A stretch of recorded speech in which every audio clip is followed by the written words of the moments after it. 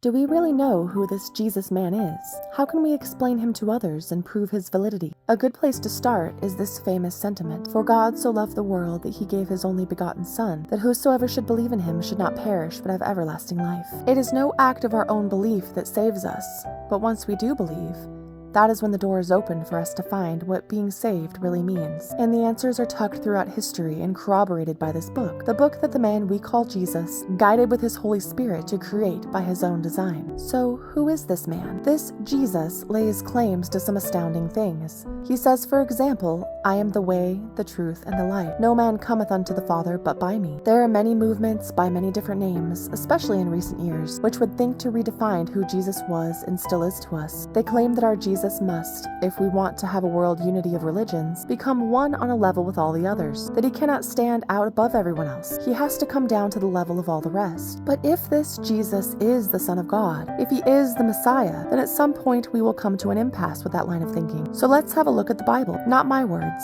but God's. "For I came down from heaven." I can't say that, can you? Is this claim made by Jesus presumption? Or is this truth? "My kingdom is not of this world. If the Son therefore shall make you free, ye shall be free indeed." Only Jesus has the power to save. His name is the only one in all the world that can save anyone. Now these are fantastic claims. So according to Jesus and his disciples, salvation is found through him and him alone. Remember, no one comes to the Father except by him, he says. But why should we believe that? What if the things Jesus did were all accidents or happenstance? Here is a fabulous factoid that I first heard from a dear friend, and I found what I believe to be the source of the original thought on that, so let's read it together. Some skeptics have suggested that these prophecies were accidentally or coincidentally fulfilled by Jesus. According to the science of probability, the chance of any one human being, up until the present even, fulfilling a selection of just 8 of these prophecies, including the prophecy regarding the crucifixion, is a probability of 1 in 10 to the 17th power. And here we are considering only 8 prophecies. We must remember that the entire number of particles defined by science in the entire universe is only 10 to the 80th power. We've established that in order for Jesus to have fulfilled only 8 of the prophecies in the Old Testament, the probability of that would be 1 in 10 to the 17th power. But what if we were to consider 48 prophecies? The chance then becomes virtually 0. Absolutely no way it could possibly ever happen. The probability of this is 1 in 10 to the 157th power. Now just to clarify, the possibility that any one man could have fulfilled the 48 messianic prophecies is a number much greater than that of the number of every known particle defined by science in the entire universe. That is a huge probability, one that maxes out the realm of possibility, and becomes, as defined by science and math, completely impossible. And yet, the Bible holds over 300 predictions which establish the credentials of Jesus. Impossible odds again and again, several times over. Say what your heart will about Jesus, but history in corroboration with the Bible shows that he was much more than just a man.